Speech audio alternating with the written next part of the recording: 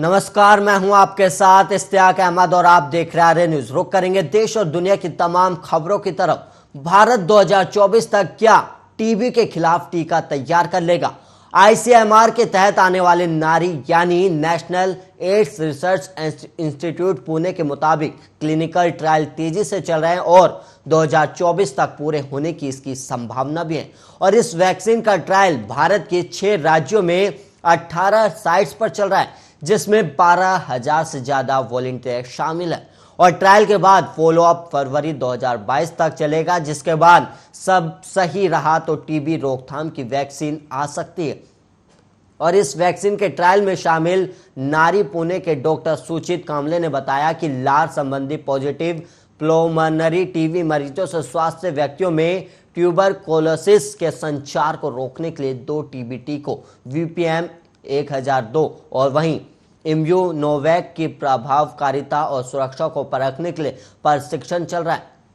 वहीं दरअसल 2025 तक टीबी के सफाई के भारत के लक्ष्य को हासिल करने के लिए नए ट्यूबरकुलोसिस टीकों की जरूरत है। और वहीं कामले ने कहा कि ट्यूबरकुलोसिस को रोकने के लिए VPM 1002 और इम्यूनोवैक टीकों की प्रभावकारिता और सुरक्षा को परखने के लिए तीसरे चरण का प्रशिक्षण 6 राज्यों महाराष्ट्र, दिल्ली, तेलंगाना, तमिलनाडु, कर्नाटक और उड़ीसा के 18 शहरों में चल रहा है। और इस प्रशिक्षण के लिए 6 साल या उससे ऊपर के 12,000 लोगों का पंजीकरण भी पूरा कर लिया गया और अब 2024 तक उसका फॉलोअप चलेगा। और महाराष्ट्र में ICMR NRI महाराष्ट्र में मुख्य स्थल है और उसने 1593 लोगों का पंजीकरण पूरा किया और इन लोगों पर 38 महीने के लिए नियमित अंतराल पर नजर रखी जा रही। और पुणे में 2024 तक आखिरी फॉलोअप पूरा हो जाने की संभावना है।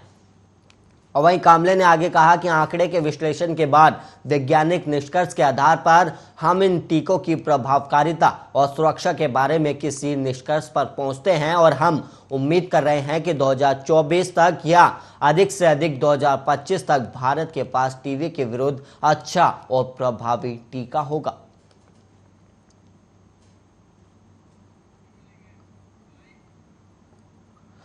वहीं कार्डेलिया क्रूज ड्रग मामले में एनसीबी के प्रमुख गवाह प्रभाकर सैल का कल निधन हो गया और उनके वकील तुषार खंडारे के अनुसार कल चैम्बूर के माहौल इलाके में उनके आवास पर दिल का दौरा पड़ने से उनका निधन हो गया। और वहीं प्रभाकर सैल का पार्थिव शरीर आज सुबह अंधेरी स्थित उनके आवास पर लाया जाएगा, वहीं पर उन्हें अंतिम विदाई भी दी जाएगी।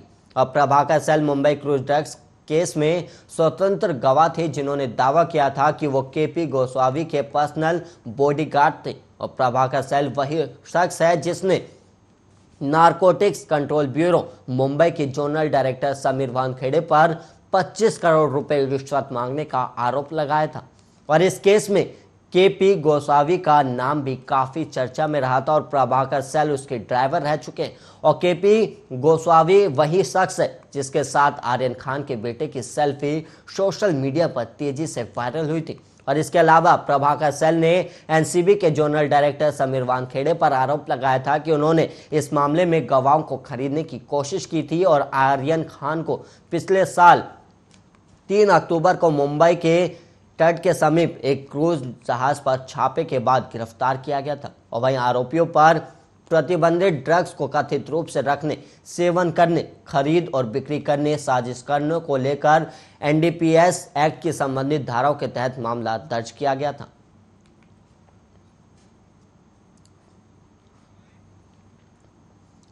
और वहीं खबर अब राजस्थान से है, जहां पर राजस्थान के मुख्यमंत्री अशोक गहलोत अपने गृह जिले जोधपुर में विकास को लेकर एक्शन में नजर आ रहे हैं। और वहीं आपको बता दें कि CM बीते दिन विकास कार्यों के जायजे पर जोधपुर में रहे और उन्होंने 41 डिग्री तापमान के बावजूद विकास कार्यों का वहां पर जायजा लिया और कार्य को जल्द पूरा करने के दिशा निर्देश भी दिए गए।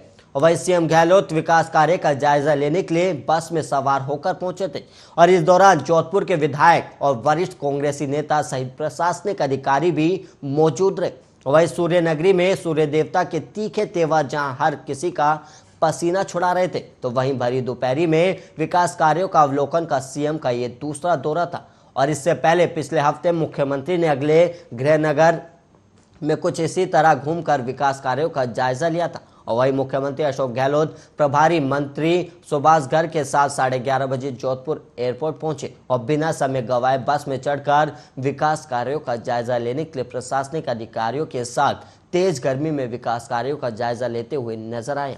और इस दौरान करीब 3.5 घंटे में 7 स्थानों पर हो रहे विकास कार्यों का जायजा लिया गया और सभी प्रोजेक्ट को समय पर पूरा करने के भी निर्देश दिए गए। और वहीं एयरपोर्ट पहुंचने के बाद सीएम बस में सवार होकर निकल पड़े और उनके साथ कांग्रेस के जिला अध्यक्ष और विधायक, महापौर और अन्य नेता और कार्यकर्ता भी मौजूद थे। मुख्यमंत्री के बस में दौरे करने के दौरान वो कांग्रेस नेताओं से भी हालचाल पूछते हुए नजर आए और इधर एयरपोर्ट पर भी कांग्रेस कार्यकर्ताओं ने गर्मजोशी में मुख्यमंत्री का स्वागत किया और एयरपोर्ट से सीधा मथुरा दास माथुर अस्पताल के निर्माणाधीन ओपीडी का अवलोकन करने पहुंच गए। वहीं ओपीडी के दूसरे तल से अवलोकन के समय अस्पताल में मौजूद लोगों की ओर जब मुख्यमंत्री ने हाथ हिलाया तो लोगों ने भी मुख्यमंत्री के जयकारे लगा दिए।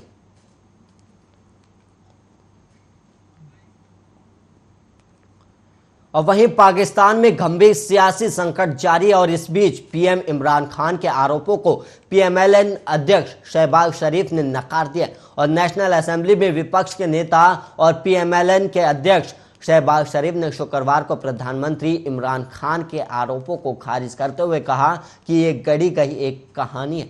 इमरान खान ने अपनी सरकार को गिराने के लिए अमेरिका के साथ मिलीभगत के लिए विपक्षी दलों पर आरोप लगाया था। और वहीं नया पाकिस्तान पर बोलते हुए उन्होंने कहा कि पीएम ने एक विदेशी साजिश के बारे में आत्म विरोधाभासी कहानी गढ़ी है और उन्होंने पूछा कि क्या पीएम को तथाकथित गुप्त पत्र 7 मार्च को मिला था तो 22 से 23 मार्च को इस्लामाबाद में ओआईसी शिखर सम्मेलन में अमेरिकी प्रतिनिधिमंडल को आमंत्रित करने का क्या मतलब था।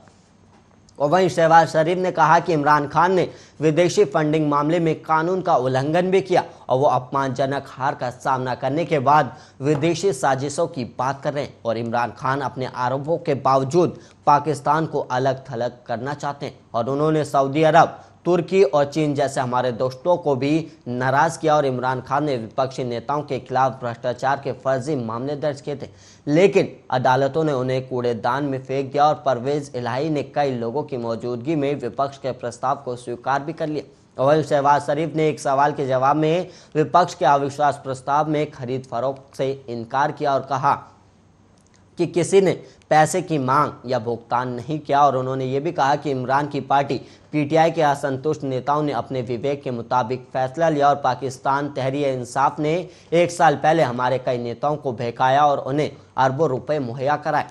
और उन्होंने ये भी कहा कि पाकिस्तान को मौजूदा संकट से बाहर निकालने के लिए विपक्ष सामूहिक फैसला करेगा और लोगों के कल्याण के लिए काम करेगा।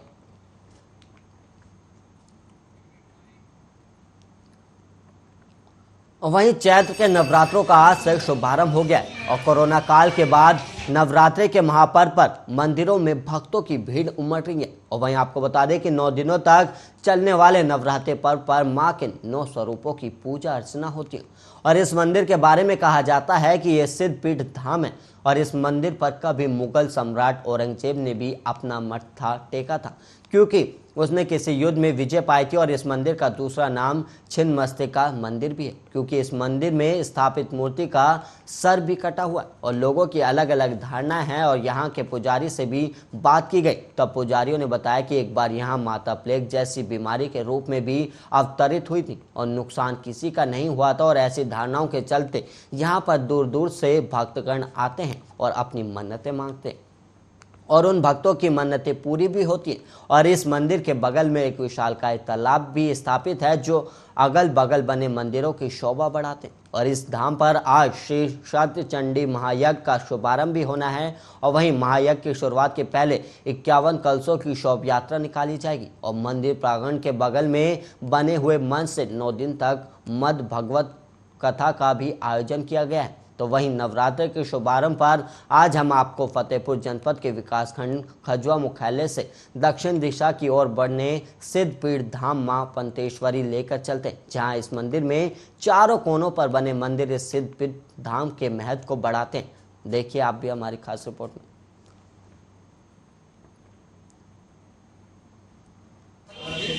खजुआ मां पंतेश्वरी धाम पे आज से शुरू होने वाले चैत्र नवरात्र के पावन पर्व पर हम यहाँ के आचार्यों से बात करेंगे कि आखिरकार इस मंदिर का नाम मां पंथेश्वरी धाम क्यों पड़ा। इसके बाद इस मंदिर का दूसरा नाम ये भी आता है कि छिन्न मस्तिका, यानी जिनका मस्तक कटा हुआ है। तो उन सारी चीज़ों पर हम आचार्यों से बात करेंगे, बताएंगे वो लोग कि आखिरकार क्या था कारण। क्या नाम है आपका? हमारा नाम सत्यनारायण अवस्थी है। अवस्थी जी, ये बताएं कि इस मंदिर पे जो सच्चंडी महायज्ञ होने जा रहा है, भागवत होने जा रही है, और इसका क्या कारण है यहाँ पर कि इस मंदिर की जो भव्यता, जिसको छिन्नमस्तिका के भी नाम से पुकारा जाता है, माँ पंथेश्वरी देवी के नाम से पुकारा जाता है, क्या है इसके पीछे कारण? एक बार यहाँ एक राक्षस आया, कहने लगा कि हम यहाँ के इस गांव को नष्ट कर देंगे। तो माता जी ने उससे युद्ध किया। तो अंत में वो राक्षस जो है माता जी सर काट के कर नंदापुर में तपेश्वरी महारानी के मंदिर में डाल दिया। इसके बाद यहाँ गांव में कोई संकट नहीं आया है, तब से इनका नाम छिन्नमस्तिका हो गया है।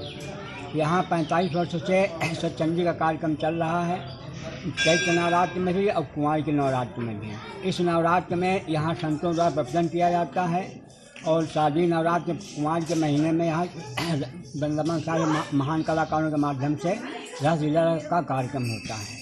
यहाँ जो भी आता है अपनी आशा लेकर के उससे सभी मनोकामनाएं पूर्ण होती हैं। अनेक ऐसे भक्त हैं जिनको संतान नहीं थी, संतान की प्राप्ति हो गई। कोई रोग था तो उसको रोग हो गया, किसी के बच्चे की शादी नहीं, शादी हो गई।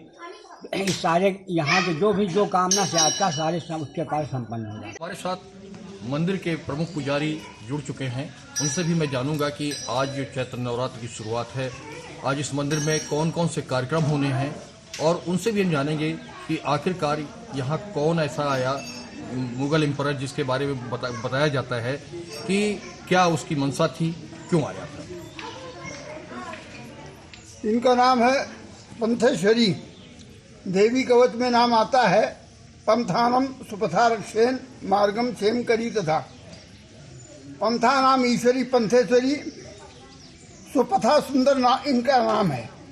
एक बार यहाँ पर जो है औरंगजेब आया, तो अर्धरात्रि के समय शुक्लगढ़ी के एक पुजारी जी पूजा कर रहे थे। औरंगजेब ने कहा, मैं फला राज पर आक्रमण करना चाहता हूँ, बताइए मेरी विजय होगी कि नहीं। उन्होंने कहा हाँ होगी। अंत में विजय हुई। फिर औरंगजेब आकर के और पुजारी जी के चरणों में मस्तक नवाया। इसके बाद उनको पुरस्कृत किया। एक बार यहाँ पर प्लेग के रूप में देवी जी आई, तो वो बोली कि मैं इस नंदापुर में प्रवेश करना चाहती हूँ। देवी जी ने कहा ना, ये मेरा पुत्र है, मैं यहाँ तुम्हें प्रवेश नहीं करने दूंगी। अंत में फिर उन्होंने सिर काट लिया। तो सिर लिए जा रही थी तो तपेश्वरी देवी ने वहाँ पर रख लिया।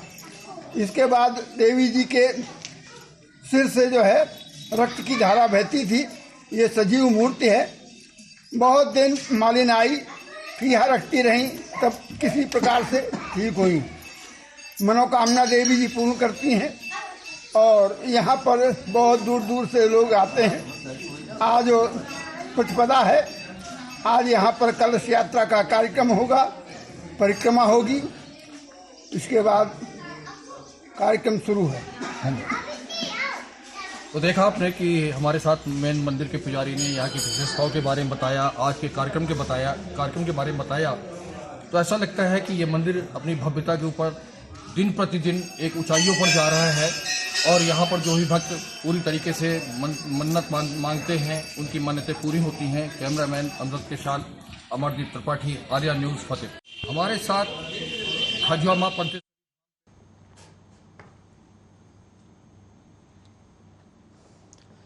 आज पहला नवरात्र है और आज के दिन शैलपुत्री मां की पूजा करने के लिए देश भर के मंदिरों में भक्तों का हुजूम उमड़ पड़ा है। तो वहीं बरेली में भक्तों का ऐसा ही तांता देखने को मिला है। और वहीं आपको बता दें कि कई नामों से जाने जाने वाली बरेली, जिसे नाथ नगरी, गंगा जमुना तहजीब और झुमका के नाम से जानते, जहां पर काली बाड़ी पर माँ काली माता का प्राचीन भव्य मंदिर है, जहां पर बहुत दूर दराज से लोग पूजा अर्चना करने आते हैं। और आज नवरात्रि के पहले दिन ही भीड़ भाड़ देखने को मिली, जहां पर जय घोष और जयकारों के साथ नवरात्रि का पहला नवरात्र मां शैलपुत्री की पूजा अर्चना करते हुए मनाया जा रहा है।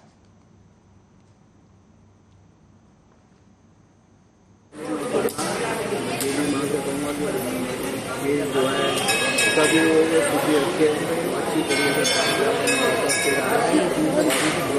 कोरोना चल रहा था इस चक्कर से मंदिर में ये श्रद्धालु आने से कुछ प्रशासन की भी शक्ति नहीं थी।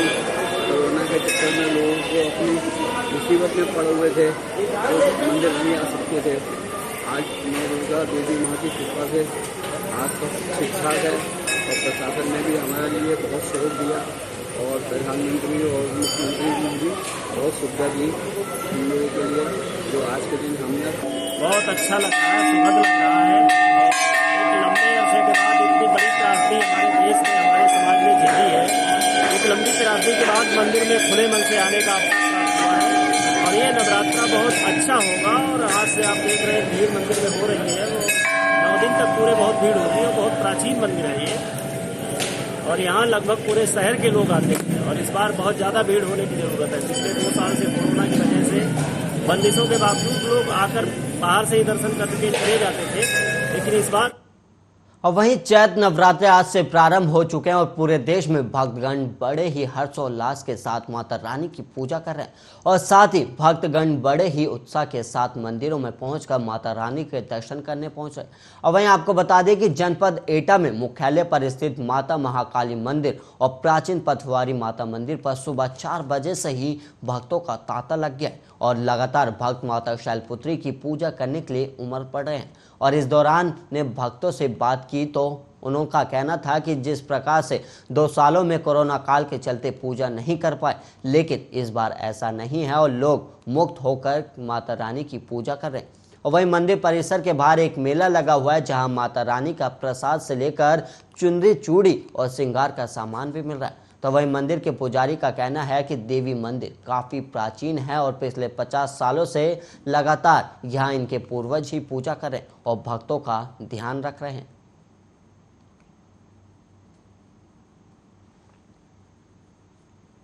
तो आज कम है, जो ज़्यादा होना चाहिए था उस हिसाब से कम है। शनिवार का दिन है, शनिवार के दिन तो भीड़ काफ़ी रहती है, लेकिन उस हिसाब से देखे जाए तो फिर भी कम है।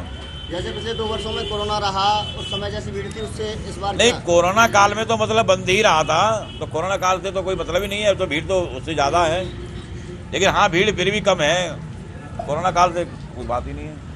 तो आज जो परिसर है पीछे साफ सफाई व्यवस्था भी अच्छी मिली हमें, उसको देखते हुए। और क्या क्या तैयारियां नवरात्रों में लगातार? नवरात्रों में तो वही तैयारियाँ जो है हर साल में मतलब 2 बार नवरात्रे आते हैं, ठीक है, और तैयारियां यही है कि भाई अपने पूजा पाठ करो, अपने घर जाओ आराम से। अपना ये मंदिर है पथवारी मंदिर के नाम से प्रसिद्ध, काली मंदिर के नाम से प्रसिद्ध है। काली मंदिर के नाम से यहाँ मंदिर बना हुआ है, इसके बारे में कल लगभग जो है 45 साल तक हो चुके हैं इसको। भक्तों का उत्साह तो आज कम है, जो ज़्यादा होना चाहिए।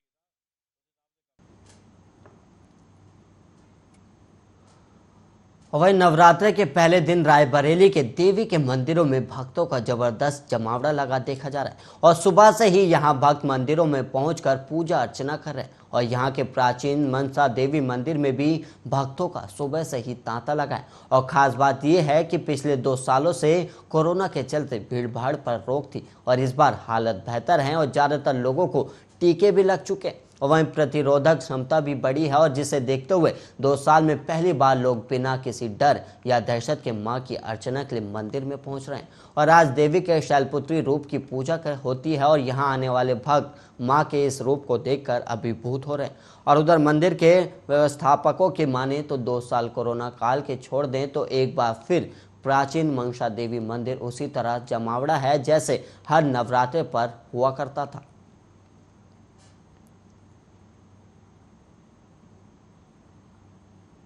ऐसी परेशानी नहीं है। किस तरह से भीड़ आ रही है? भीड़ किस तरह की? भीड़ जैसे हर नवरात्र में आती थी वैसे आ रही है। जो नवरात्र व्रत रखते हैं वो सब आकर के दर्शन कर रहे हैं माँ का। पिछली सालों की अपेक्षा इस बार भीड़ कुछ ज़्यादा है? इस बार भीड़ कुछ ज़्यादा है। अब आज नवरात्र पहला दिन है, कौन सी माता की पूजा होती है आज प्रथम शैलपुत्री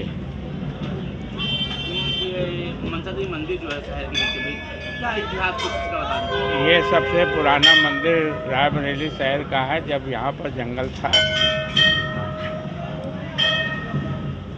तो यहाँ पर माँ प्रकट हुई हैं। हम ये मनसा देवी मंदिर में आए हुए हैं और मेरा नाम डॉक्टर अर्चना वैश्य है। यहाँ पर किस तरह की व्यवस्था की गई इस बार दर्शन को लेकर? अच्छी व्यवस्था है, जैसे मंदिरों के आसपास होता है, फूल मालाएं है ना, प्रसाद वगैरह सब मिल रहा है, अच्छा लग रहा है। हम लोग हमेशा ही नवरात्र में आते हैं इस मंदिर में, तो बस उसी तरीके से आए हुए हैं। रायबरेली का काफ़ी फेमस मंदिर है, यहाँ पर सभी रायबरेली के मेरे ख्याल से सभी लोग आते ही होंगे। पिछले 2 सालों से आप लोग कोरोना के चलते घर में पूजा कर रहे थे। इस हाँ, बार एक्चुअली प्रशासन कोरोना ने की वजह से नहीं आ पा रहे थे, बट अब आ पा रहे हैं तो बहुत अच्छा लग रहा है। मतलब मंदिर आना तो किसे अच्छा नहीं लगता, और अगर हम हिंदू धर्म से हैं तो मंदिर आना सभी को पसंद होता है। आज चैत नवरात्रि का पहला दिन है और आज के दिन श्रद्धालु माता शैलपुत्री को प्रसन्न करने के प्रयास करते हैं और सुबह से ही श्रद्धालुओं की भीड़ मां को प्रसन्न करने के लिए मंदिर पहुंच रही है। आइए मां के शौर्य के बारे में इस रिपोर्ट में समझते हैं। के 9 दिन भक्ति और साधना के लिए बेहद पवित्र माने जाते हैं। इसके पहले दिन शैलपुत्री की पूजा की जाती है। शैलपुत्री हिमालय की पुत्री है, हिमालय पर्वतों का राजा है, वह अडिग है, उसे कोई भी हिला नहीं सकता। जब हम भक्त का रास्ता चुनते हैं तो हमारे मन में भी भगवान के लिए इसी तरीके का अडिग विश्वास होना चाहिए, तभी हम अपने लक्ष्य तक पहुंच सकते हैं। यही कारण है, आपको बताते चले कि नवरात्र के पहले दिन शैलपुत्री की पूजा की जाती है। आपको ये भी बता दें कि मां शैलपुत्री सती के नाम से भी जानी जाती है। कहते हैं कि एक बार प्रजापति दक्ष ने यज्ञ करवाने का फैसला किया, इसके लिए उन्होंने सभी देवी देवताओं को निमंत्रण भेज दिया, लेकिन भगवान शिव को नहीं भेजा। देवी सती भली भांत ये समझ रही थी कि शायद उनके पास निमंत्रण आएगा, लेकिन ऐसा हुआ नहीं। वो इस यज्ञ में जाने के लिए बेचैन थी, लेकिन भगवान शिव ने साफ मना कर दिया। उन्होंने कहा कि यज्ञ में जाने के लिए उनके पास किसी भी प्रकार का कोई निमंत्रण नहीं आया, इसलिए उन्हें जाना उचित नहीं लग रहा। लेकिन सती नहीं मानी और बार बार यज्ञ में जाने का शिव जी से आग्रह करने लगी। सती के न मानने की वजह से शिव जी को उनकी बात माननी पड़ी और उन्होंने सती को अनुमति दे दी। सती जब अपने पिता प्रजापति दक्ष के यहाँ पहुंची तो देखा कि कोई भी उनसे आदर और प्रेम के साथ बात नहीं कर रहा था। सारे लोग मुंह फेरे हुए हैं और सिर्फ उनकी माता ने स्नेह से उन्हें गले लगाया। उनकी बाकी बहनें उनका उपहास उड़ा रही थी और सती के पति भगवान शिव को भी तिरस्कृत कर रही थी। स्वयं दक्ष ने भी अपमान करने का कोई मौका नहीं छोड़ा। ऐसा व्यवहार देख सती का मन दुखी हो गया। अपना और अपने पति का अपमान उनसे सहन ना हुआ और फिर अगले ही पल उन्होंने वो कदम उठा लिया जिसकी कल्पना शायद स्वयं दक्ष ने भी ना की होगी। सती ने उसी यज्ञ की अग्नि में खुद को स्वाहा कर दिया। भगवान शिव को जैसे ही इसके बारे में पता चला तो वे बेहद दुखी हुए। दुख और गुस्से की ज्वाला में जलते हुए शिव ने उस यज्ञ को ध्वस्त कर दिया। इसी सती ने फिर हिमालय के यहाँ जन्म लिया और वहाँ जन्म लेने की वजह से इनका नाम शैलपुत्री पड़ा। शैलपुत्री का नाम पार्वती भी है। इनका विवाह भी भगवान शिव से हुआ है। माँ शैलपुत्री का वास काशी नगरी वाराणसी में माना जाता है। वहाँ शैलपुत्री का एक बेहद प्राचीन मंदिर है जिसके बारे में मान्यता है कि यहाँ माँ शैलपुत्री के सिर्फ दर्शन करने से ही भक्तजनों की मुरादें पूरी हो जाती है।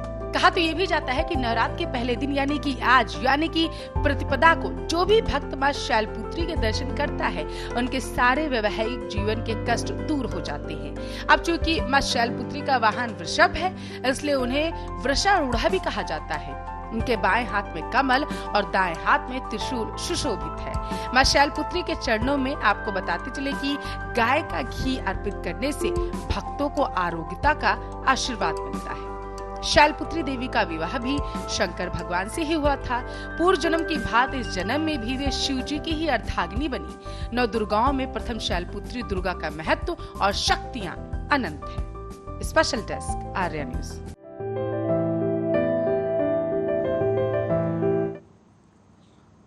और इसी के साथ इस बुलेटिन में इतना ही। देश और दुनिया की तमाम खबरों के लिए आप बने रहिए आर्या न्यूज के साथ।